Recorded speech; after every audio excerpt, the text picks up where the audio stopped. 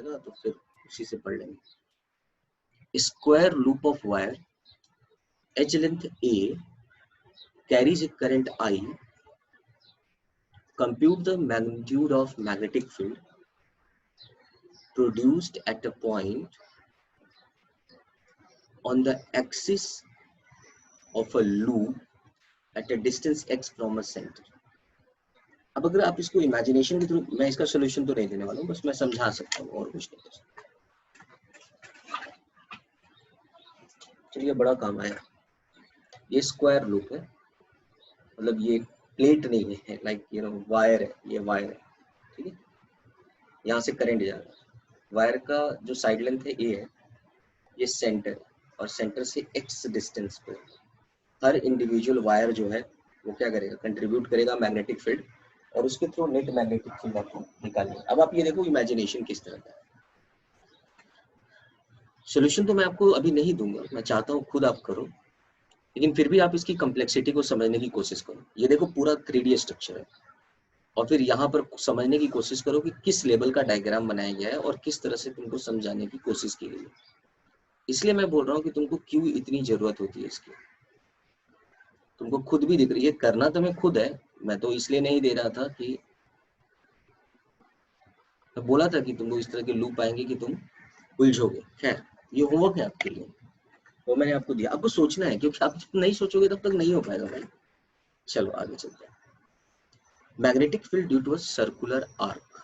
The topic is, topic लिखेंगे आप, magnetic field due to a circular arc. बड़ा important topic है, अच्छा टॉपिक है, बड़ा बहुत इंपॉर्टेंट है, मतलब खूब सारे न्यूमेरिकल आते हैं इसमें, ठीक है। तो magnetic field due to a circular arc, तो सबसे पहले हम आते हैं magnetic field at a centre of a current carrying conductor या सर्किट जो भी हो। Magnetic field at a centre of a current carrying conductor या सर्किट कुछ भी हो, कि अगर एक सर्कुलर लूप है, सर्कुलर लूप है, उसके सेंटर पे मैग्नेटिक फील्ड की वैल्यू कितनी होगी। Is it okay? तो चलिए हम स्टार्ट करते हैं। तो ये रहा सर्कल, आपका सर्कुलर आर्क दिया हुआ है, तो आर्क से स्टार्ट कर देते हैं, कोई दिक्कत नहीं है, सर्कुलर आर्क ही होगा, ठीक है, सर्कुलर आर्क है।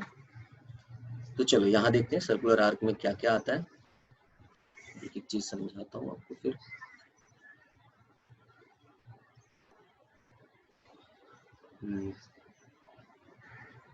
चलो यहाँ पे आप लिखेंगे पहले, हेलो क्या है, यहाँ पर आपको सर्कुलर आर्क के थ्रू, यहाँ पर आपको सर्कुलर आर्क के थ्रू इस सेंटर पे मैग्नेटिक फील्ड आपको निकालना है। तो मैं इसलिए बोला था, जब आप ना बॉयल्ट-सैवर्ट लॉ को अप्लाई कर रहे थे, जब बॉयल्ट-सैवर्ट लॉ को अप्लाई कर रहे थे, तो मैंने इसलिए बोला था कि आपको ये बात पता होनी चाहिए कि आपको एलिमेंट कैसे लेना है और क्या क्या करना है, ठीक है। तो ये सारी चीजें यहाँ भी दी गई है। अगर आप देखेंगे IIT में अगर मुझे ये क्वेश्चन देना हो, तो यहाँ पर जो आगे आने वाले क्वेश्चन भी आपको दिखेंगे, बहुत सारे होते हैं, वायरिंग करंट आ जाएंगे इसमें आपको, फिर यहाँ पे जो EMF भी जनरेट होता है वो आएंगे आपको, आगे के टॉपिक में है ये सारी चीजें। अभी तो कांस्टेंट करंट है, तो अभी हमें उतना वरी होने की जरूरत नहीं है, ठीक है। बाद में जब हम EMI AC आ जाता है, तो उस वक्त वेरिंग करंट भी आते हैं, उस वक्त क्या होगा, तो ये सब सारी चीजें, एलिमेंट कैसे लेना होता है, तो ये सब आपको आना चाहिए। तो सबसे पहले थॉट प्रोसेस को देखो, थॉट प्रोसेस क्या होता है। थॉट प्रोसेस में आपके पास ये आर्क दी गई है, ये वाली आर्क दी गई है, और आपके यहाँ के सेंटर पे मैग्नेटिक फील्ड निकालना है इसके थ्रू, ये जो है सेंटर पे मैग्नेटिक फील्ड निकालना है, ठीक है। तो ऑब्वियस सी बात है, ये रहा थीटा, और ऐसे आप इसका डिवीजन कर लेते हैं XY एक्सिस में सबसे बड़ी। तुम देखो ना तुम्हारे पास जो आता है कैसे आता है, कि करके प्रोसेस बड़ा मस्त अच्छा चीज, मजा आ गया। तुम्हारे पास ऐसे आर्क दिया हुआ है, तुमको बोला कि इसकी magnetic field at the centre क्या होगा। देखो क्वेश्चन तुम्हारे पास कितना बढ़िया से आता है। अब तुम एक साइंटिस्ट हो, मान लो तुम एक IITian हो अच्छे से, और तुमने बोलेगा अच्छा ठीक है इसको फ्रेम कर लेते हैं, सेमी सर्कुलर ना करके इसको थोड़ा उसी एंगल पे करते हैं, इसमें कुछ ऐसा ये सेंटर पे निकालना है। तो तुम बोलेगा अच्छा ऐसा निकालना है, तो तुम क्या करोगे, पहले फ्रेमिंग करोगे। तो तुमसे ये दिया रहेगा ना, तुमसे ये दिया रहेगा ना, ये जो आर्क लेंथ है, ये तो तुम्हारे पास आ जाएगा। आर्क लेंथ के बारे में क्या क्या दिया रहेगा तुमको, आर्क लेंथ के बारे में ये एंगल तो पक्का दिया रहेगा तुमको, दिस एंगल इज थीटा, दिख रहा है। और ये जो है यहाँ से यहाँ तक इसकी रेडियस, ये तुमको इन्फॉर्मेशन दी रही है, तुमको निकालना है, तुमको बताना है magnetic field due to circular arc. तो तुम क्या करोगे, सबसे पहले तुम देखोगे अच्छा थीटा के रिस्पेक्ट में निकालना है, ठीक है। तो तुम एक करंट एलिमेंट लोगे, करंट एलिमेंट के लिए हम क्या करते हैं, पहले एक वेरिएबल एंगल सेलेक्ट करते हैं, ये तो लेने आना चाहिए तुमको, ये थीटा, ठीक है। और यहाँ पे मान लो कि तुम्हारा करंट ऐसे चल रहा है, इसमें ऐसे चल रहा है, कोई बात नहीं, ऐसे ही ले जाते हैं, कोई दिक्कत नहीं। तो इसमें वेरिएशन तुम चेक करोगे कितना, ये थीटा दिया ना, ये अल्फा ले लोगे, ये डी अल्फा कर लोगे, तो डी अल्फा में ये एलिमेंट हो जाएगा, ये एलिमेंट हो जाएगा डीएल, और डीएल इज इक्वल टू क्या आता है, याद करो, डीएल इज इक्वल टू क्या होता है बच्चा, आर इंटू डी अल्फा। आ गया कि नहीं आ गया, देखो तो जरा। अब जहाँ पे डीएल है, और देखो यहाँ पर जब तुम, अब इसमें तुमको पता है वॉइड सेवर्ट्स लगाना है, तो वॉइड सेवर्ट्स लॉ में क्या आ जाएगा, म्यू नॉट, मैग्नीट्यूड ही निकालना ना, तो पहले मैं मैग्नीट्यूड की बात कर लेता हूँ, मैग्नीट्यूड की बात कर रहा हूँ, सुनेगा जरा बच्चा लोग, that is the mu naught I dl r into sine theta upon 4r cube, 4 pi r cube. अच्छा देखो इसमें क्या क्या है, ठीक है, ये आ गया ना आपको 4 पाई आर क्यूब, ये भी कैपिटल आ रहा है। अब तुमको एक एक चीज इसमें चेक करनी है कि तुम्हारे पास क्या क्या है। देखो सबसे बड़ी बात साइन थीटा, तो साइन थीटा होता क्या है बच्चा, साइन थीटा जो होता है वो डिस्टेंस और ये जो है ना डिस्टेंस और इसके बीच करंट एलिमेंट जो होता है उसके बीच का एंगल है, जो कि हमेशा, अब करंट एलिमेंट लोगे तो हमेशा जो आर्क पे ही होगा, जो कि टेंजेंट होगा, और रेडियस टेंजेंट पे हमेशा क्या होता है, परपेंडिकुलर होता है, इसलिए यहाँ पे थीटा हमेशा 90 डिग्री होगा। इस फिर से रिपीट कर देता हूँ मैं, जब आप आर्क एलिमेंट लेते हो ना तो हमेशा टेंजेंट पे होता है, आर्क एलिमेंट हमेशा टेंजेंट पे होगा, और ये जो डिस्टेंस है इस पे ये परपेंडिकुलर होगा, राइट है। तो हो गई एंगल अपने पास 90 डिग्री, ठीक है। अब ये देखो, अब ये जो डीएल है, डीएल देखो तो कितनी बढ़िया सी चीज आ गई, दैट इज आर इंटू क्या आ गया, डी अल्फा आ गया ना, मस्त वाला, ठीक है। तो ये सारी चीजें आ गई। अच्छा ये थीटा में तुम शायद कंफ्यूज कर रहे हो, कोई बात नहीं, मैं एक काम करता हूँ, इसको थीटा नहीं करके कुछ और ले लेता हूँ, इसको गामा कर देता हूँ, क्योंकि यहाँ पे कुछ अलग एंगल आएगा। ये एंगल वेरिएबल अल्फा ले लिया है तुमने, यहाँ पे डी अल्फा ले लिया है, थीटा तो तुमको लिमिट सेट करना है एंगल का। तो बात आती है ये एंगल तुमने रेडियस से इसका निकाला है, ये रहा डीएल और ये रहा आर, तो ये हमेशा परपेंडिकुलर होगा। तो ये जो मान लो ये gamma is equal to 90 degree, क्योंकि अलग एंगल है, नहीं तो कंफ्यूज कर देगा थीटा तुमको। तो ये सारी चीजें तुम्हारे पास है ना, जमा होके आ जाती है। इज इट क्लियर, चलो क्लियर हुआ थोड़ा सा कुछ। हाँ Yes, सर। sir. बहुत सिंपल है, देखो सबसे बड़ी बात है ना, अगर तुम्हें क्वेश्चन सॉल्व करना है तो तुमको जो डेरिवेशन है वैसे ही सॉल्व करो, ठीक है। तो तुम इसको सॉल्व कर पाओगे,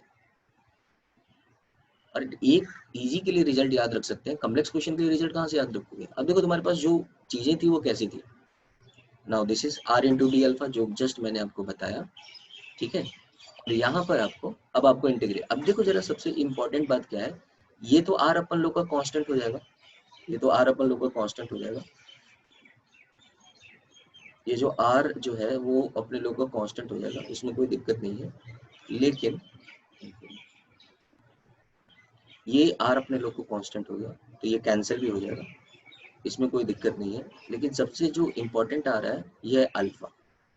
अब अल्फा का लिमिट देखो, अब अल्फा ने लिया है ना आपने, कहाँ से कहाँ तक लेना है, ये देखो यहाँ से यहाँ तक थीटा था, देखो ना यहाँ पे लिमिट याद करो, ये वाली थीटा है। तो इसमें जो है तुमको ये आर्क लेंथ है, यहाँ पे लिमिट सेट करनी है, ये रहा डी अल्फा, यहाँ से आता है, ठीक है। तो अब बस तुमको क्या करना है, लिमिट सेट करनी है, क्योंकि आर की वैल्यू तो यहाँ पे हमेशा कांस्टेंट ही रहेगी।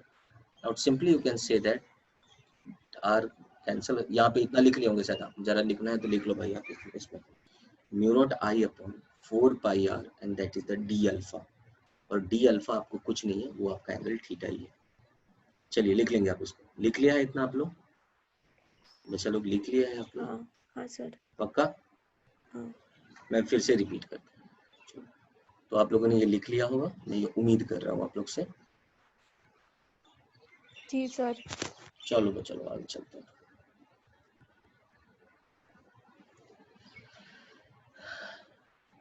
अब हम आगे चल रहे हैं।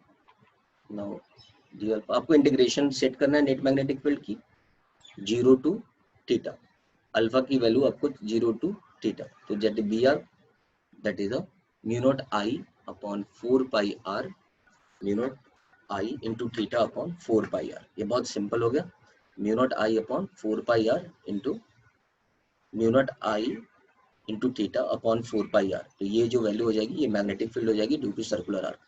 बस एक फटाफट शॉर्ट रिवीजन मारता हूँ मैं आपके सामने। आपके सामने क्वेश्चन में दिया गया है एक सर्कुलर आर्क है, ठीक है, जिसकी रेडियस आर दी गई है और आपसे क्वेश्चन में पूछा गया है कि इसके सेंटर पे मैग्नेटिक फील्ड क्या होगा। बस आपको इतना ही पता है। ये भी बताया गया है कि इसका एंगल थीटा है, तो एंगल आर और थीटा में आएगा। तो अब आपको सोचने का तरीका डेवलप करो, आपको फटाफट यहाँ पे लेना पड़ेगा ऐसे, ठीक है।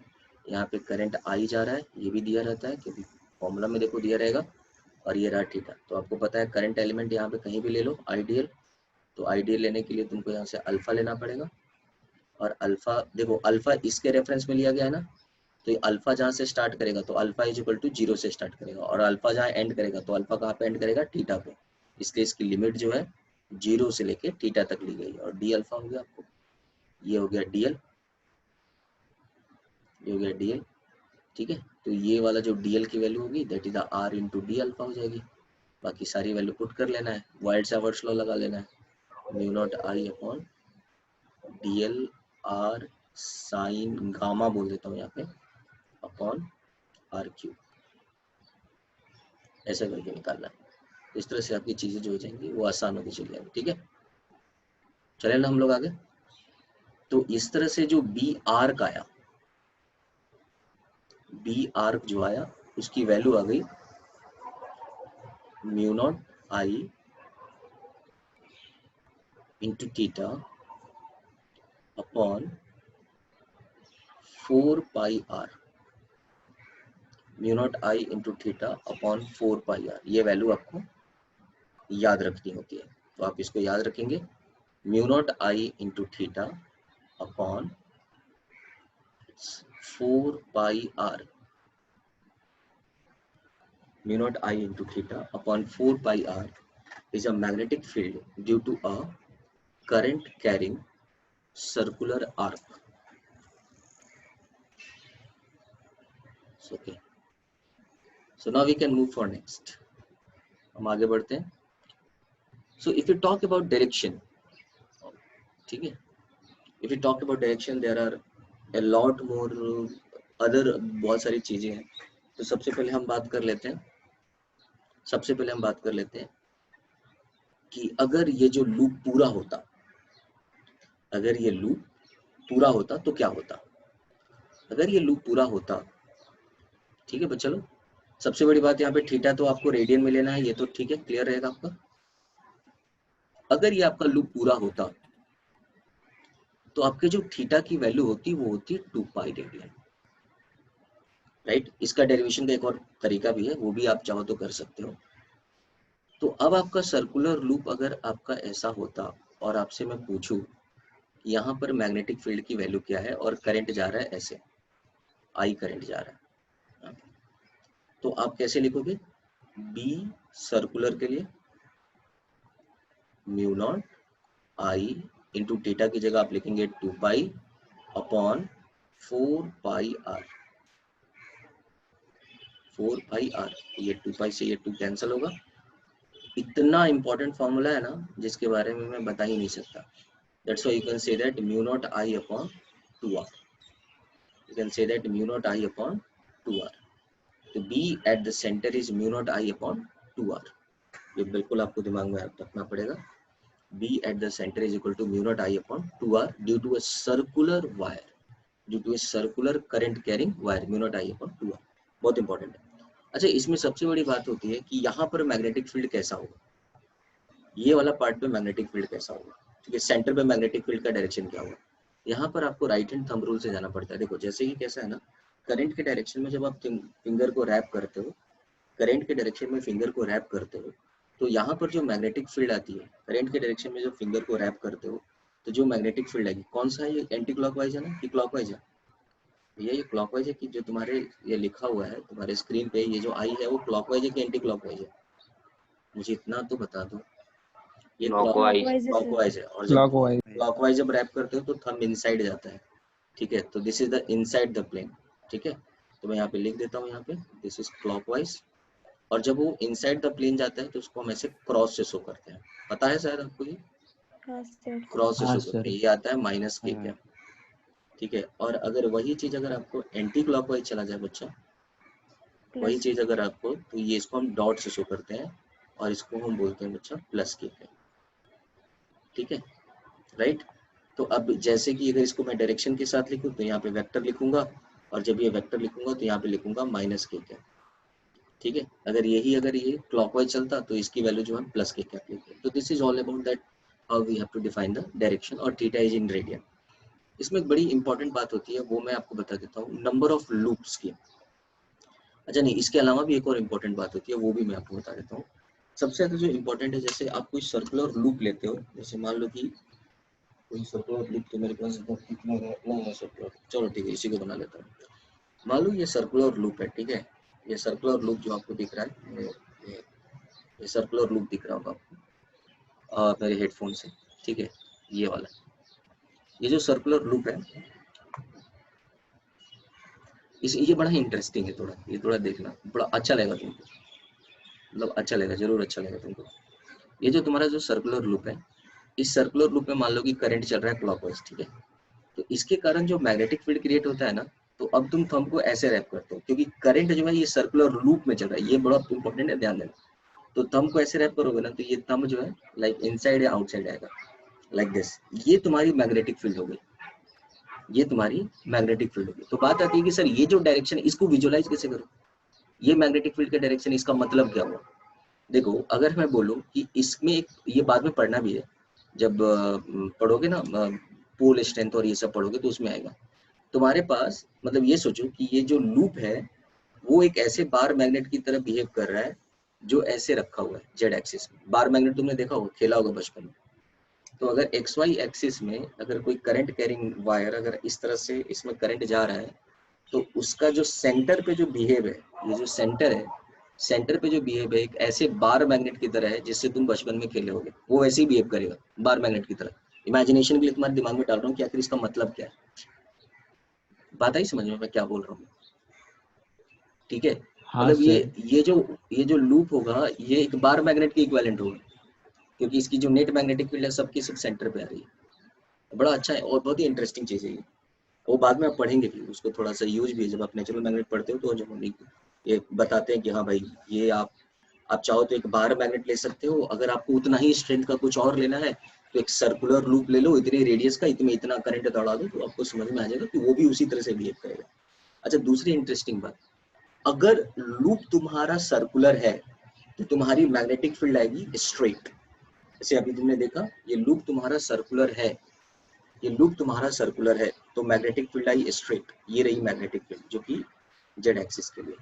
इसका ठीक उल्टा, अगर करंट कैरिंग वायर स्ट्रेट है, अगर करंट कैरिंग वायर स्ट्रेट है, तो इसकी मैग्नेटिक फील्ड, अब करंट कैरिंग वायर स्ट्रेट है, मतलब जहां पे पिछले वाले जो कंसिडरेशन था, वहां पे जहां पे करंट मैग्नेटिक फील्ड था वहां करंट डाल दो। अगर करंट इनसाइड जा रहा है तब फिर ऐसे थंब लेने का, और मैग्नेटिक फील्ड हो जाएगा सर्कुलर। मतलब कि करंट अगर स्ट्रेट जा रहा है तो मैग्नेटिक फील्ड सर्कुलर, और करंट अगर सर्कुलर जा रहा है तो magnetic field straight. Straight. Clear ना। हाँ हाँ सर। चलो स्प्राइट पिया, स्प्राइट पी रहे हो तुम। चलिए भैया आगे चलते हैं। तो यही था। अब इसमें आते हैं नंबर ऑफ लूप्स पे। बड़ा बढ़िया है इसमें, ये चीज बहुत बढ़िया है, किसी भी चीज का नंबर ऑफ लूप्स क्या होता है। तो डायरेक्शन भी आपको अच्छे से समझ में आ गया, आगे हम आते हैं। चलो पहले हम बात करते हैं नंबर ऑफ लूप्स क्या होते हैं, और उसके पहले हम एक और चीज बात करते हैं कि अगर आपके पास एक सर्कुलर, अगर आपके पास एक सर्कुलर रिंग है जिसमें करंट आई जा रहा है, और इसकी रेडियस जो है वो मान लो आर है, ये क्लॉकवाइज जा रहा है, आप बिल्कुल यहाँ पे इनसाइड ऐसे मारोगे, और ये आपको दिख रहा होगा कि अगर ये सर्कुलर है तो बहुत ही सिंपल सी बात है कि इसकी मैग्नेटिक फील्ड स्ट्रेट होगी सेंटर पर, और इसकी जो मैग्नेटिक फील्ड बी होगी ये हो जाएगी म्यू नॉट आई अपॉन कितना, 2 पाई और 2 r। 2r ओनली 2r, ये सिर्फ इतना, ये वाली वैल्यू। अब जैसे होता कैसा है कि मान लो कि मैंने नंबर ऑफ लूप्स बढ़ा दिए, जैसे अभी एक बार है तो mu naught I into theta into 2r, तो लूप्स बढ़े, ये 2 हो गया तो कितना हो गया 4 पाई हो गया था ना। अरे भैया 2 लूप हो गया ना, 4 पाई हो गया, ये देखो ये 3 लूप हो गया तो कितना हो गया, एंगल टोटल कितना हो गया 6 पाई हो गया। 6 6 पाई। पाई। अच्छा अब इसको तो एंगल्स के हिसाब से समझे, ये mu naught I into 2r एक बार एक लूप है, ये 2 into mu naught I upon 2r 2 loop है, ये 3 लूप है 3 into mu naught I upon 2r, right. मतलब जितना लूप को तुम नंबर ऑफ लूप्स बढ़ाते जाओगे इसके सेंटर पे मैग्नेटिक फील्ड उतनी टाइम्स बढ़ती जाएगी। इज इट ओके, है ना आपको। हाँ सर। तो मैं अगर आपको हाँ सर। इसमें अगर नंबर ऑफ लूप्स मैंने बढ़ाए, इसमें अगर मैंने नंबर ऑफ लूप्स बढ़ाए ऐसा,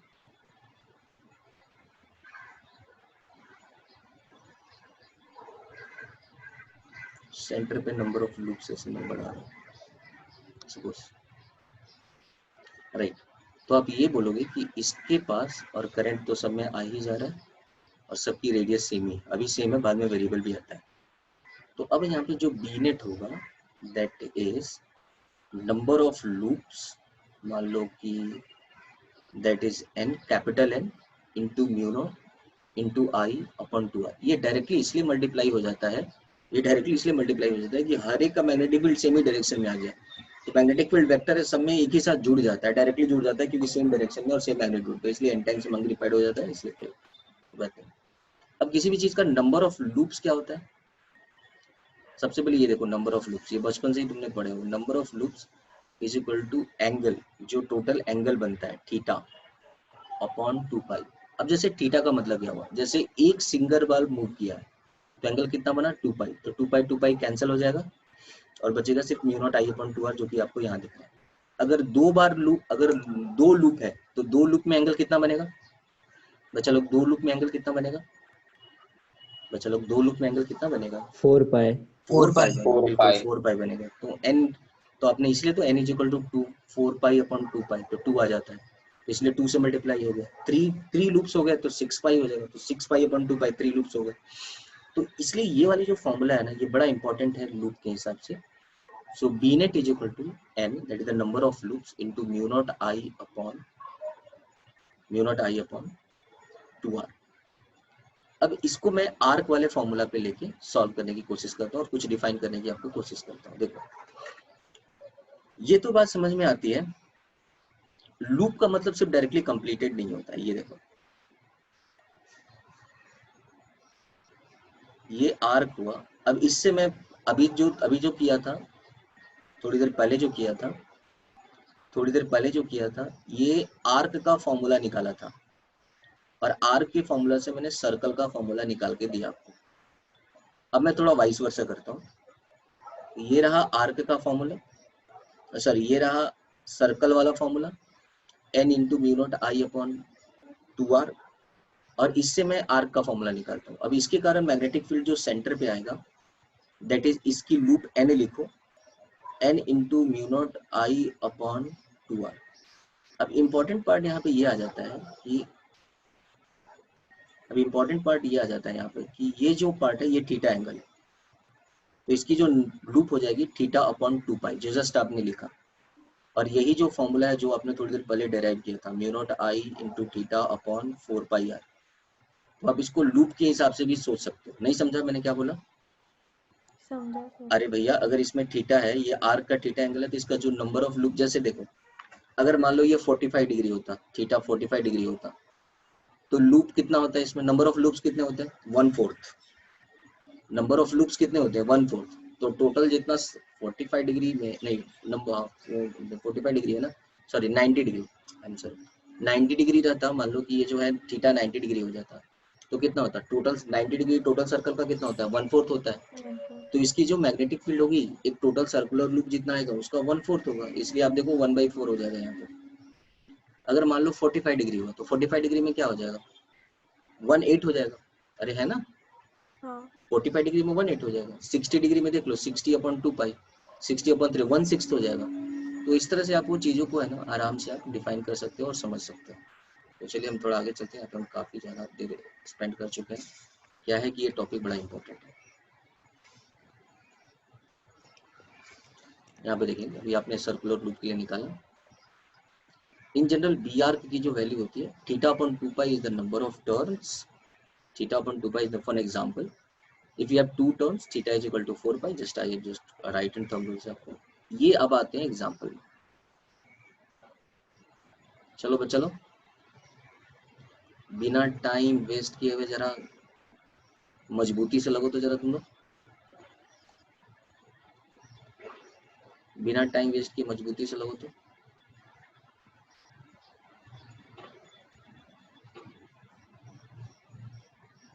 बिना टाइम वेस्ट किए मजबूती से लगो तो।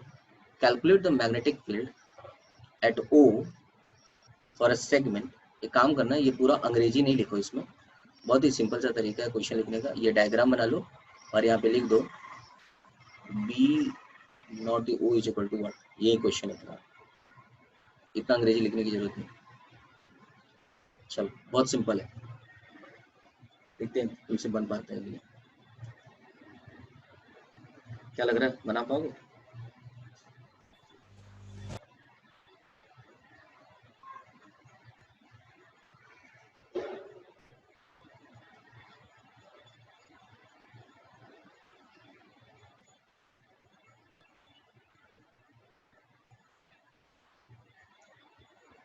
कोई है जो आंसर बता दे मुझे? बहुत सिंपल है, कुछ लोग का आंसर आया लग रहा है। अश्विन कहा गया। और तुम लोग नालायक हो, क्या कर रहे हो, सो रहे हो? सर म्यू नॉट आई थीटा अपॉन 4 पाई। अरे वाह सर, बहुत बढ़िया सर। ये देखिए सर देखिए आपकी जो करंट है, ये जो करंट है बच्चा लोग, ये ऐसे आ रहा है। इस वायर को 3 सेगमेंट में बांट दो, wire first, wire second and wire third. दिख रहा है तुमको? ये तो कोई भी बच्चा देख सकता है। ये जो वायर फर्स्ट के कारण मैग्नेटिक फील्ड कितना होगा? 0। 0 होगा, सबको पता है B1 इज इक्वल टू 0। और वायर थर्ड के कारण भी मैग्नेटिक फील्ड जो होगा वो 0 होगा। तो अब तो बहुत सिंपल सा क्वेश्चन हो गया कि एक आर्क ऐसे दिया हुआ है जिसका एंगल थीटा है, और ये जो है सेकंड है, यही जो B2 होगा वो नेट मैग्नेटिक फील्ड क्रिएट करेगा। और ये तो अब सीधा फॉर्मूला हो गया थीटा अपॉन 2 पाई। मैं एक्चुअली इसी को याद रखा हूँ, मैं बाद में सॉल्यूशन लिख लेता। एक्चुअली मुझे ना सर्कुलर आर्क का याद है, ये वाला मेरे को याद है, और ये लूप्स चला लेता हूँ, तो मैंने आर्क वाला फॉर्मूला याद नहीं रखा है। आपको आपकी मर्जी, आपको ऐसे याद रखती है, मुझे ऐसे ही अच्छा लगता है। मुझे circular arc mu naught I upon 2 याद है, बाकी सब मैं जो है नंबर ऑफ लूप्स लेके चलता हूँ, क्योंकि न्यूमेरिकल सब इस पे ही बनते हैं, लूप्स पे ही बनते हैं। उम्मीद करता हूँ ये सबको समझ में आ गया होगा और काफ़ी आसान था ये। तो थोड़ा सा हम अपने लेवल को आगे बढ़ाते हुए और आगे चलते हुए और ये देखने की कोशिश करेंगे कि क्या है नेक्स्ट क्वेश्चन। अच्छा, इसकी डायरेक्शन भी बता दो, डायरेक्शन क्या होगा? Direction minus k cap. Clockwise चल रहा होगा, देखो क्लॉकवाइज चल रहा है माइनस के। हाँ, ओए ओए, ये वाली सही चीज है। ये तो क्वेश्चन लिखना पड़ेगा, यहाँ पर मैं क्वेश्चन कर सकता हूँ। Battery is connected between 2 points A and B on a circumference of a circular conducting ring of radius r and resistance r at given in figure। अच्छा चलो फिगर दिया हुआ है, हाँ चलो ठीक है। वैसे डायग्राम इसका नहीं भी चला था, चलेगा। One of the arc AB of a ring subtends theta at the center so that the magnetic field at the center of a coil is 0 and independent of theta। Just write down the question please। ये तो question लिखना ही पड़ेगा हमको। A battery is connected in between the 2 points AB of a circumference of a uniform conducting ring of radius r and resistance capital R। One of the arc AB subtends theta at the center so that the magnetic field at the center of a coil is 0 and independent of theta। आपको ये बताना है कि magnetic field जो है ये, चलो तो इसमें ना थोड़ी सी हम बेसिक चीजों को लेते हैं। उम्मीद करता हूँ आप सबने क्वेश्चन भी लिख लिया होगा।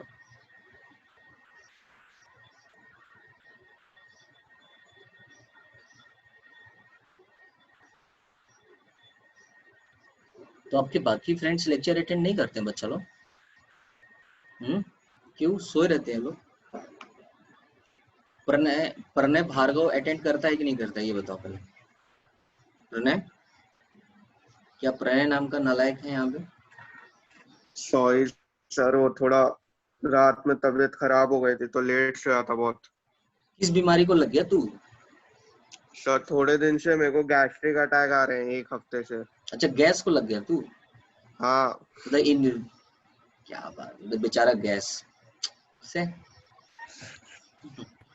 बुरा लगा सर। गैस के बारे में सोच के मुझे बुरा लग रहा है। ठीक है, अरे ख्याल रखो यार अपना। चलो आगे चलते, बढ़िया। अच्छा भैया, यहाँ पर है ना थोड़ा करंट वाला थोड़ा सा हिसाब किताब चलेगा। देखो करंट वाले हिसाब किताब पे आते हैं। अब में से बहुत सारे बच्चों ने ट्राई किया है कि नहीं किया मुझे नहीं पता। मैं करंट के हिसाब किताब पे आते हैं। देखो मैं देखो, सबसे पहले मैं जो तुम लोग से क्वेश्चन पूछूंगा प्लीज उसका जवाब दे देना, नहीं तो ये क्वेश्चन बनाने में दिक्कत हो जाएगी। क्वेश्चन देख के ही समझ में आ रहा होगा कि अच्छा क्वेश्चन है और स्टैंडर्ड क्वेश्चन है, हलवा क्वेश्चन तो है नहीं है। ये सेंटर पे आपने वायर यहाँ पे जोड़ा है, यहाँ पे ऐसे आपने मान लो इसने आपने सेल यहाँ पे कनेक्ट करा,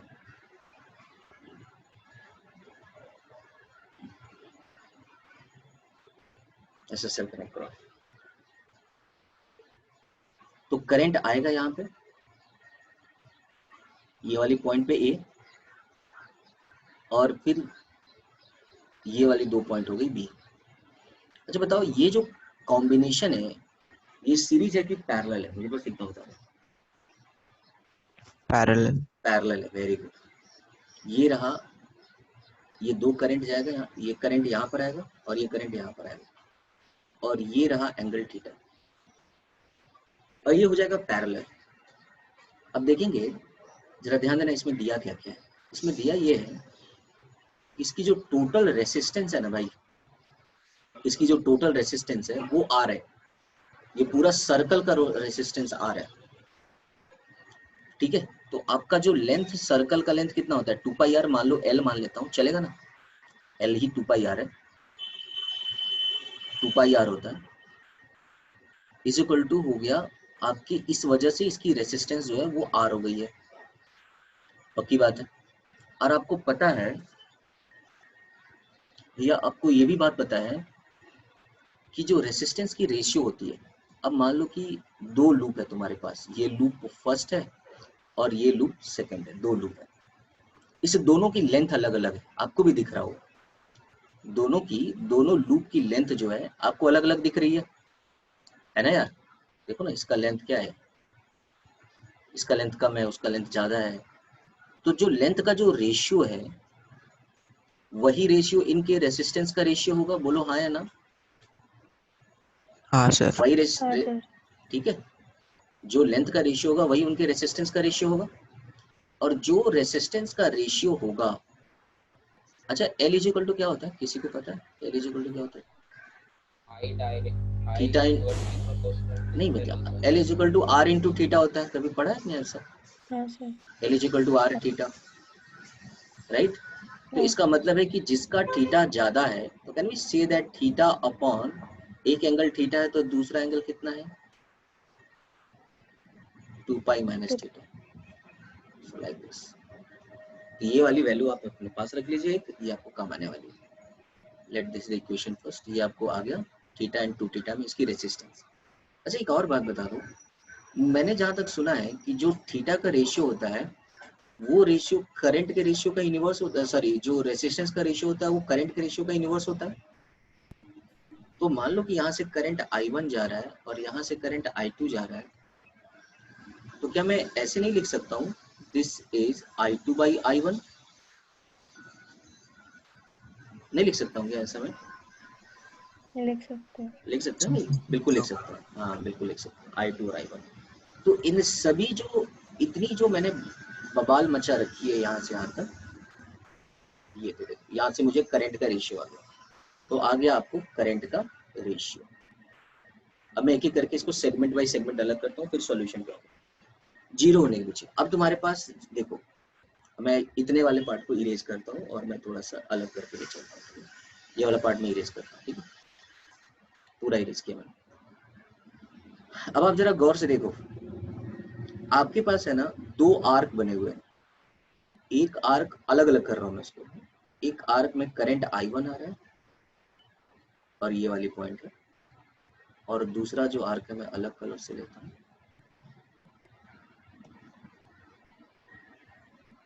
ये दो अलग अलग आर्क है, यहाँ से करंट इधर से आ रहा है, ठीक है, दो अलग अलग करंट, दो अलग अलग आर्क हो गए। अगर आप डिवाइड करोगे तो यहाँ से I1 है और I2 है, और आपने भी पढ़ा भी I1 अपॉन I2 का आपको रेशियो मिल चुका है, और I1 और I2 का रेशियो मिला है 2 pi by theta upon theta. ये रेशियो अभी जस्ट आपने एनालाइज किया और निकाला भी।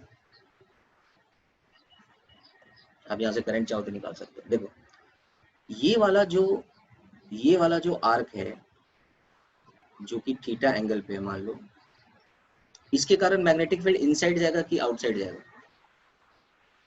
इसके कारण मैग्नेटिक फील्ड, मान लो इसके कारण जो मैग्नेटिक फील्ड आएगा सेंटर पे वो आएगा B1, राइट? तो B, इनसाइड जाएगा सर। हाँ, तो मान लो B1 इज इक्वल टू कुछ भी, मान लो B1 is equal to B1 minus k cap आ गया, राइट? अब ये वाला जो दूसरा वाला जो लूप है ये इसके कारण आउटसाइड जाएगा कि इनसाइड जाएगा? आउटसाइड। आउटसाइड। B2 बिल्कुल आउटसाइड जाएगा, क्योंकि देखो ना कि भैया ये क्लॉकवाइज है और ये एंटी क्लॉकवाइज है। एक थंब जो जा रहा है इनसाइड जा रहा है, ये देखो ऐसे हम इनसाइड एक के लिए, दूसरे के लिए ऐसे अप B2। So B2 is equal to आ जाएगा आपको प्लस के कैप। तो बड़ा इंपॉर्टेंट क्वेश्चन। अब आपसे ये पूछ रहा है कि जो नेट मैग्नेटिक फील्ड जो है इसकी B जो है वो होगी B2 के कैप माइनस B1 के कैप, होगी ऐसी। अब देखो यहाँ पे तो आप इसको ऐसे लिख सकते हो B2 माइनस B1 के कैप। अब क्वेश्चन में जाके देखो, क्वेश्चन में क्या दे रहा है बच्चा? क्वेश्चन में ये दे रहा है कि net magnetic field at a coil is zero, net magnetic field at a centre is zero. Net magnetic field zero तभी हो सकता है जब B1 इज इक्वल टू क्या हो जाए?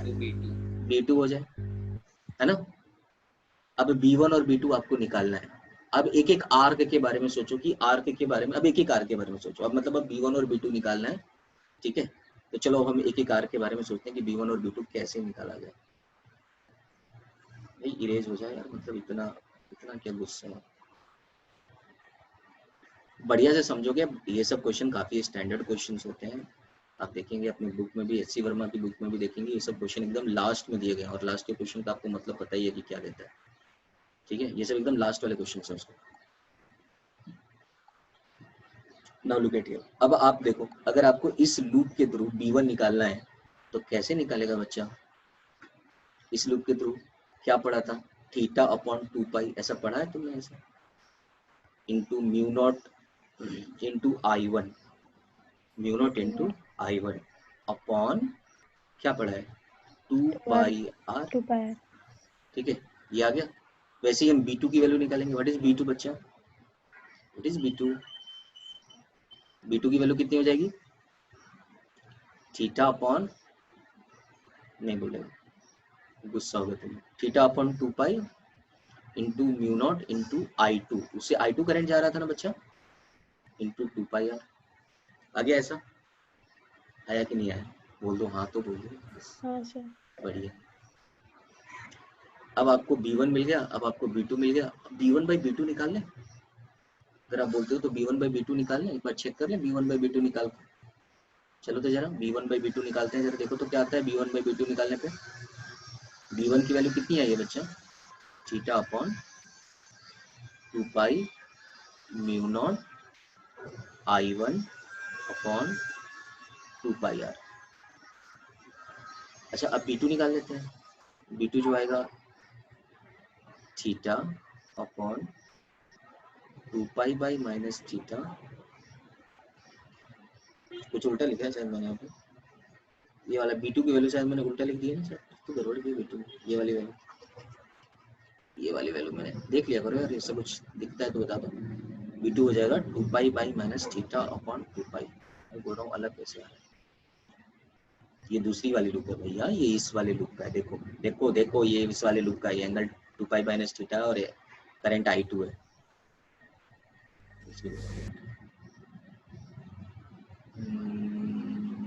ये रहा,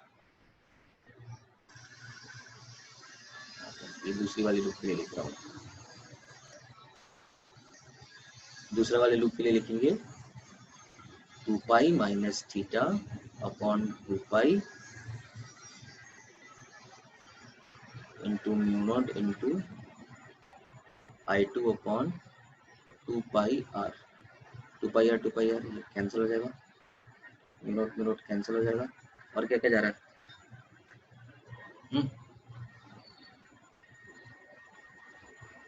और क्या क्या जा रहा है, देखो तो जरा, ये 2 पाई भी कैंसिल हो जाएगा। तो आपके पास जब आप ये पूरा सॉल्व करोगे, तो जानते हो आपके पास क्या बचेगा। ये सब तो कर लेना चाहिए, तुम लोग सो रहे हो क्या भाई, सो रहे हो सब सो रहे हो। ये सॉल्व करो तो बहुत सिंपल है। तो b1 बाई b2 की वैल्यू जो हो जाएगी बच्चा, क्या आ जाएगी, theta upon 2 pi minus theta into I1 by I2। जरा कोई बताएगा I1 बाई I2 कितना है, कोई तो बता दो। I1 बाई I2 कितना है, R2 by R. नहीं रे बच्चे, यहाँ देखो ना, यहाँ पे निकाला है ना R2 बाई R1 से relation. 2 pi minus Minus theta by R. Theta. हाँ, तो सब कैंसिल होके बच गया 1। तो इसका मतलब b1 बाई b2 की वैल्यू आपको कितना आ गई, 1 आ गई। और b1 बाई b2 1 आ गया, मतलब क्या हुआ, बराबर है। B1 equal to B2. और b1 और b2 अगर बराबर, ये प्रूफ कर दिया मैंने कि b1 और b2 बराबर है, और b1 और b2 बराबर है, इसलिए सेंटर पे जब आप ऐड करोगे तो वो 0 हो जाएगा, क्योंकि एक इनसाइड है दूसरा आउटसाइड है। उम्मीद करता हूँ समझ में आ गया हो। Yes sir.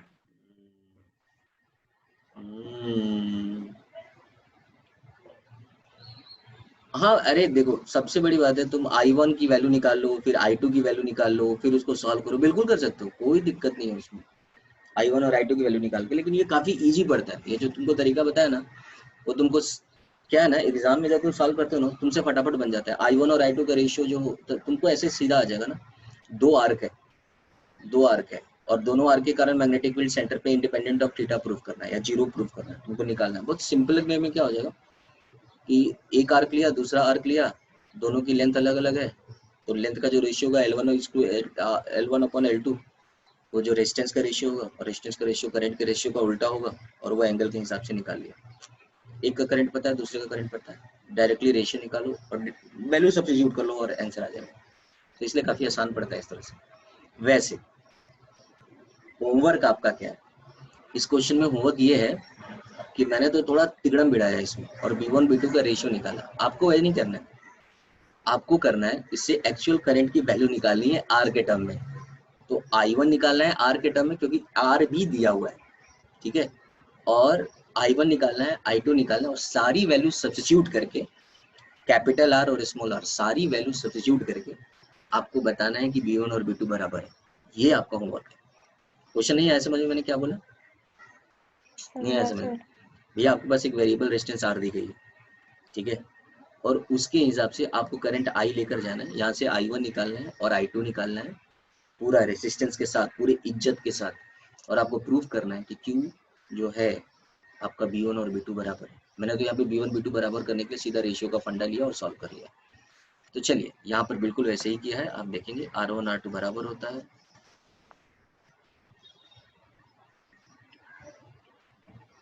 चलो next question, the question for you.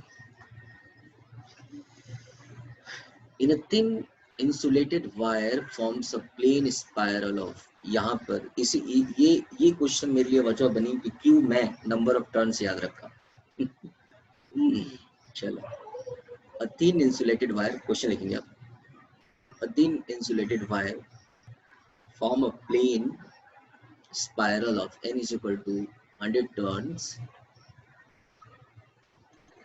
carrying a current of I is equal to 8 milliampere. I is equal to 8 milliampere. The inner and outer radius are equal to a is equal to 5.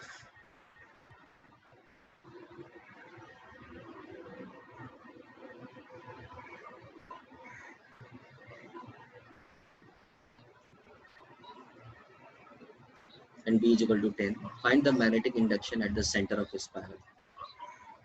चलो अच्छा, मैं तुम में से कोई एक बच्चा volunteer बन सकता है इसमें मेरे को बताने के लिए? जरा कौन बनेगा वॉलेंटियर?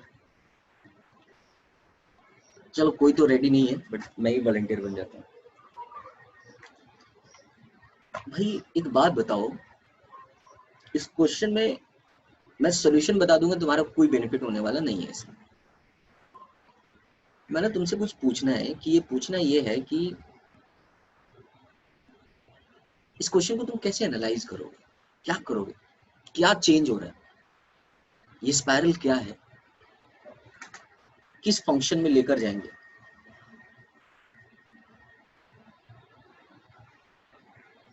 Very good. ये कौन है? निवेन कौन है? निवेन, हु इज निवेन? बहुत बढ़िया है सर, वो मेरे भाई का अकाउंट है। अच्छा, ये आप कौन है? मनस्विनी। मनस्विनी। मनस्विनी मतलब वसई? हाँ। हाँ ठीक है, बहुत बढ़िया, बिल्कुल सही जवाब आपने दिया। आपको ना यहाँ पर वेरिएबल चीजें देखनी पड़ती है। सबसे इम्पोर्टेंट ये होता है ना कि सबसे ज्यादा जो इम्पोर्टेंट ये होता है कि आपको ये बात पता होना चाहिए कि इसमें क्या वेरिएबल है और क्या कांस्टेंट है। आप ये देखेंगे जो लूप्स बने हैं ना, ये बहुत छोटे छोटे सर्कल को लेकर बने हुए हैं। लूप जो बने हैं इसका मतलब है छोटा छोटा जो सर्कल है, इसका मतलब सर्कल का रेडियस जो है वो वेरिएबल है। और सर्कल का रेडियस, बड़े ध्यान से सुनना भैया, जरा ध्यान से सुनेंगे आप जरा इसमें, राइट? हाँ बहुत बढ़िया, रेडियस के टर्म में निकालना है बिल्कुल। सबसे बहुत सारे बच्चे होते हैं ना, इंटीग्रेशन वाला फॉर्मेट नहीं समझ में आता। चलो ये तो एक टाइप ऑफ क्वेश्चन है, क्या आपको एडवांस आपको बता के आएगा क्या कि मैं इसी टाइप का क्वेश्चन पूछूंगा? वो तो हमेशा अलग पूछता है, लेकिन आपके दिमाग में पता होना चाहिए कि आपको क्या करना है। आपको दिख रहा है सबसे, इसके लिए सबसे बड़ी बात है क्वेश्चन को एकदम बाजू में रखो।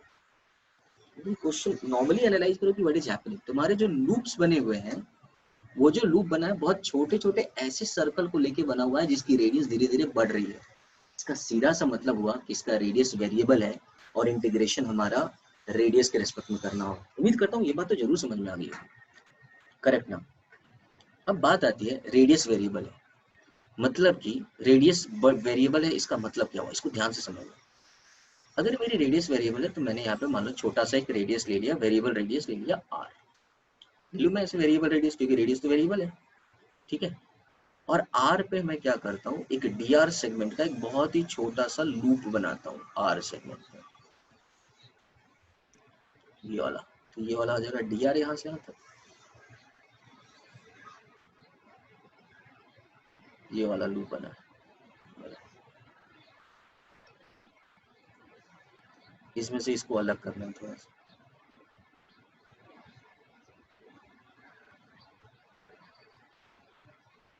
ये हो गया dr और ये होगी वेरिएबल रेडियस r। अब इससे मैं इसको अलग करता हूँ।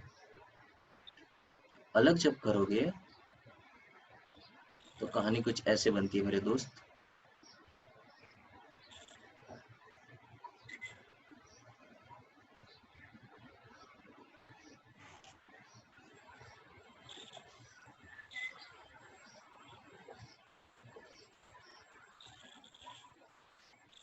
अरे बाकी सब जग रहे हो, जाग रहे हो, जागते रहो। हाँ सर। चलो अगर जग रहे हो तो सब बढ़िया से समझो। अच्छा सुन भाई, देखना करंटवा कैसे जा रहा है रे, करंट एंटी क्लॉक। करंट ऐसे जा रहा है ना ओके, तो क्या डायरेक्शन की बात छोड़ दो। ये देखो, यहाँ देखो, ये तुमने इसमें से अलग किया तो एक लूप की तरह हो गया यहाँ पे r। बोलो है या नहीं? अच्छा यार, एक लूप के कारण किसको याद नहीं है फॉर्मूला, dv आ जाएगा। लूप जो है देखो, ये जो लूप जो है उसकी थिकनेस कितनी है dr लेंथ के लिए, क्योंकि रेडियस जैसे अगर मैंने वेरिएबल लिया है तो dr तो वैसे ही बढ़ेगा ना, तो dv हो गया। तो ये देखो जैसे जैसे उसमें लूप्स बढ़ रहे हैं, तो ये जो क्या हो जाएगा आपका, ये हो गया dn into mu naught I upon 2r and r हो गया इसका। सो करंट आई तो यहाँ पे कांस्टेंट है। अब देखो यहाँ पे सबसे बड़ा जो मेन तुम्हारे पास जो गदर मचाने आने वाला है वो है तुम्हारा डीएन। अगर तुमने इस क्वेश्चन से डीएन निकाल लिया, समझा, तो समझो कि भैया तुम्हारा काम बन गया। तो क्यों नहीं इसको होमवर्क में दे दिया जाए, और ये कोई इतना डिफिकल्ट तो है नहीं है, ये लॉग के टर्म में आएगा तो थोड़ा आप दिमाग से करेंगे। क्या बोलते हो, होमवर्क दे दिया जाए या बना दूं मैं? तुम बोल दो। इतना बस सोचने के लिए दे दिया मैंने, बहुत आसान है। करेंगे सर। करेंगे करेंगे तुम लोग सब करेंगे करें, सर तुम हम। सब करेगा नहीं करेगा तुम लोग, ठीक है? कोई सोल्यूशन नहीं देखेगा इसका, ठीक है?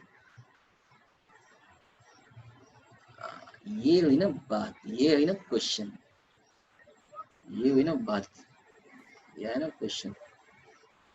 अरे यार हमारा तस्वीर काहे गायब हो गया भाई? ये अरे हमारा फोटो नहीं आ रहा है।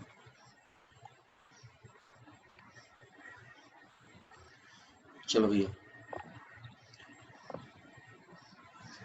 मैं इधर से उधर भागते रहता हूँ, देख रहे हो स्क्रीन पे क्वेश्चन है आपके सामने। In a diagram, the conductor carrying a current I, find the magnetic field intensity at a point O. अच्छा एक बात बताओ, लोड फील नहीं हो रहा है ना क्वेश्चन देख के? लोड, अच्छा एक बात बताओ, तुमको क्या लग रहा है, तुम जो क्वेश्चन सॉल्व किया वो इजी क्वेश्चन है कि डिफिकल्ट क्वेश्चन सब है? जी इजी है ना? ये सब तुम्हारे एससीबी की बुक के लास्ट क्वेश्चन है नालायकों। ये क्वेश्चन सब निकाल के देखो, एकदम लास्ट क्वेश्चन है। हाँ ये बात अलग है कि तुमको मजाक मजाक में मैंने पढ़ा दिया है इसलिए तुमको इजी लग रहा है। हेलो, एक सिंगेज की बुक का नाम सुना है? सिंगेज की बुक का नाम? हाँ सर। हाँ सर। क्या लगता है सिंगेज के क्वेश्चन में सिंगेज की बुक में कैसे क्वेश्चंस होते हैं? डिफिकल्ट होते हैं, आसान होते हैं? बाद में बहुत डिफिकल्ट हो जाते हैं, ठीक है? तो ये जो क्वेश्चन है ना वो उसके एकदम लास्ट वाले पार्ट में दिया हुआ है, ठीक है? तो है ठीक है, हम लोग मजाक मजाक में पढ़ रहे हैं, अच्छी बात है। लोड नहीं फील हो रहा ना तुम लोग को? नहीं सर। बस तो बात खत्म। ये तो मजे मजे में पढ़ो, इतना सारे के सारे एडवांस के क्वेश्चन ऐसे ही सॉल्व कर रहे हो बिना लोड लिए, तो क्या टेंशन है? ऐसे करो भाई, लोड नहीं लेना है, बस क्वेश्चन सॉल्व करो, वो छोड़ो, लोड बाद में लेते हैं। देखो एक आइसक्रीम है और खाए तो बहुत हो, अब इसकी मैग्नेटिक फील्ड निकाल लो। तो मजाक कर रहा हूँ कि in a given conductor carrying a current I, find the magnetic field intensity at a point O. जो चलो हम ध्यान देते हैं क्या क्या ना। लुक एट हियर, इसमें आपको क्या ध्यान देना है, आपका लूप कैसे आ रहा है वो ध्यान दो, और आपके पास लूप कौन सा है वो ध्यान दो। देखो बच्चा, आपके पास जो लूप है वो क्या है ये ध्यान दो। लूप चलाता हूँ मैं, देखो ये रहा लूप, ऐसे जा रहा है, ऐसे आ रहा है, फिर ऐसे आ रहा है। ये लूप को थोड़ा अलग कर रहा हूँ, ऐसे आ रहा है, ऐसे आ रहा है, और फिर ऐसे आ रहा है। ये आपके पास एक्चुअल वायर है आपका, और ये रहा, मतलब यहाँ पर इसका सेंटर है, मान लो ये यही तक दिया हुआ है, या फिर मान लो यहाँ तक सेंटर, और बोल रहा है कि आपके पास ये जो सेंटर पे करंट क्या होगा। तो देखो करंट, या सॉरी यहाँ पर मैग्नेटिक फील्ड कितनी होगी, तो यहाँ पे मैग्नेटिक फील्ड देखो, एक ये वाला वायर सेगमेंट हुआ, फिर ये हो जाएगा ऐसे आर्क हुआ, फिर ऐसे हो गया स्ट्रेट, फिर हुआ आर्क, फिर हो गया स्ट्रेट, फिर हो गया आर्क, ठीक है? इतना ही दिया हुआ है, फिर ऐसे स्ट्रेट भी दिया हुआ है। तो देखो तुम्हारे पास क्या क्या है। तो ये जितने स्ट्रेट वायर दिख रहे हैं ना, देखो जिसको मैं पिंक कलर से एक्चुअल लुक में जा रहा हूँ, ये स्ट्रेट वायर, ये वाला ये स्ट्रेट वायर, ऐसे एरो मार्क कर दिया मैंने। ये वाला स्ट्रेट वायर आपको दिख रहा होगा, इसका भी मैंने एरो मार्क कर दिया, और ये वाला स्ट्रेट वायर। ये 3 सेगमेंट ऑफ स्ट्रेट वायर है कि नहीं है भाई? बोलो हाँ सर। बच्चा। अच्छा इसके कारण मैग्नेटिक फील्ड कितनी होगी? बी पिंक मैग्नेटिक फील्ड कितना होगा बताओ, बता दो यार, बता दो। 0 वेरी गुड, 0 होगा। क्यों होगा? क्योंकि सबके सब कहाँ, ये जो लाइन है ना, पॉइंट की तरफ जा रहे हैं। हाँ ये पॉइंट की तरफ ही है, इसी पॉइंट पे है, इसलिए इसकी तरफ हो गया 0।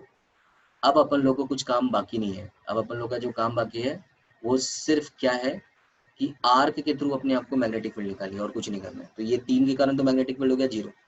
तो अब देखो, अब तुम्हारे पास आर्क कैसे बचा, ये रहा पॉइंट, ऐसे लेना,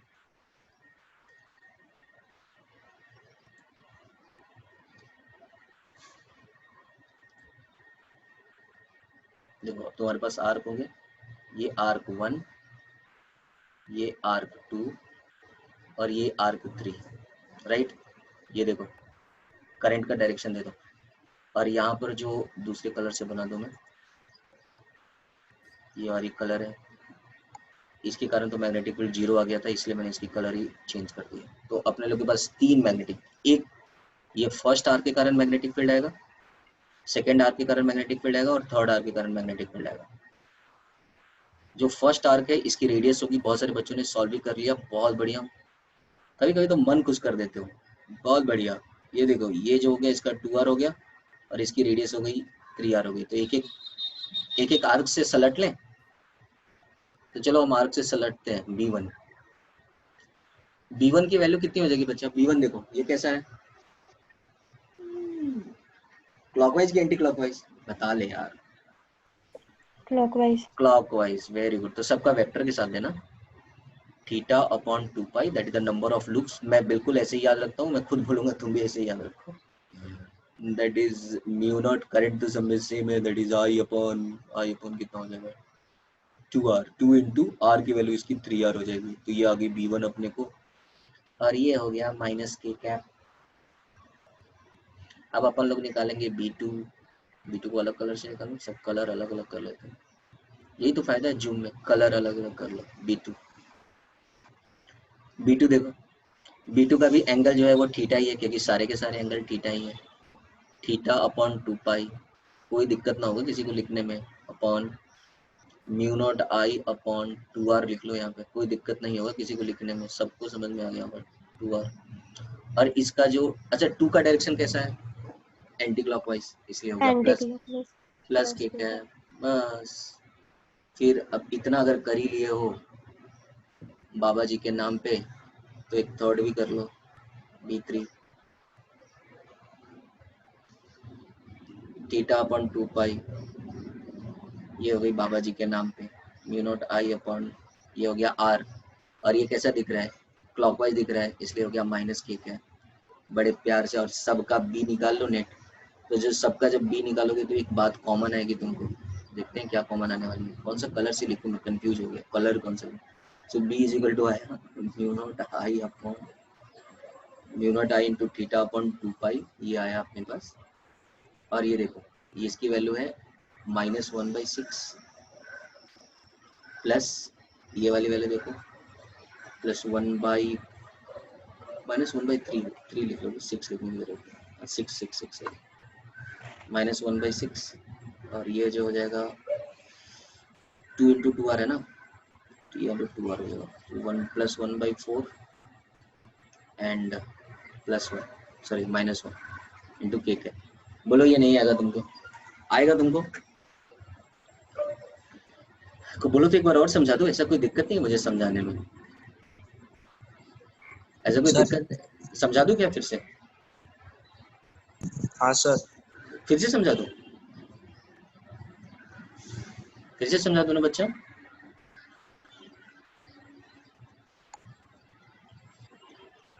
हाँ बिल्कुल कर देता हूँ, बिल्कुल अपलोड कर देता हूँ।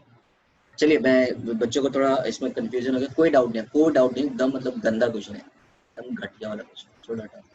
देखो ये तुमने समझा ना कि तुमने जो आर्क जो लिया है, ये तुम सबने समझा होगा, ये जो आर्क लिया है ना तुमने, इस आर्क के थ्रू ही मैग्नेटिक फील्ड निकालो। तो पहले वाले आर्क के थ्रू मैग्नेटिक फील्ड निकालो, ये वाली आर्क के थ्रू मैग्नेटिक फील्ड निकालो। तो आर्क इसकी मैग्नेटिक फील्ड b1 यहाँ पे लिख देता हूँ। तो b1 की वैल्यू तुमको पता है, theta upon 2 pi mu naught I upon 2r होता है। तो 2 इंटू ये जो फर्स्ट आर्क है इसके लिए जो रेडियस है वो है 3r, और जहां तक रही डायरेक्शन की बात, तो ये हो गया -k कैप। सबको आ गया होगा। अब मैं ये b2 की बात करता हूँ। b2 जो है वो सेकेंड आर्क है, b2 की वैल्यू भी इसके लिए भी एंगल थीटा ही है, थीटा अपॉन 2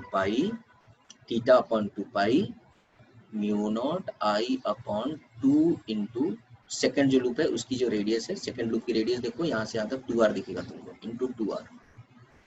और इसका जो डायरेक्शन है वो सबको दिख रहा होगा, सेकेंड लूप की जो डायरेक्शन है, यहाँ पे करंट ऐसे जा रहा है, मतलब थंब ऊपर आ रहा है।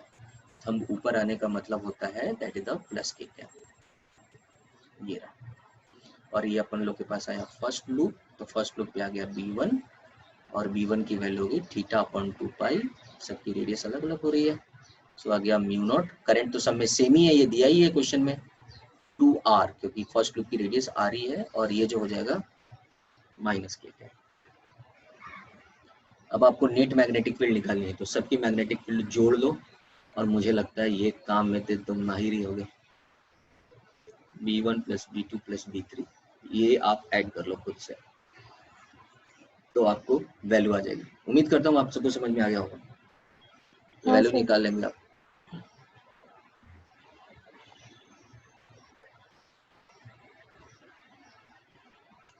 ये भी खत्म, क्या बात है, लेक्चर पे लेक्चर खत्म हो रहा है। उम्मीद करता हूँ लेक्चर समझ में आ गया होगा, कुछ तो आया होगा समझ में। और थोड़ा सुबह उबह उठ जाओ यार तुम लोग, क्या मतलब यार ऐसे आधे नींद खुली नहीं रहती, घर पे बैठे बैठे गधे गए।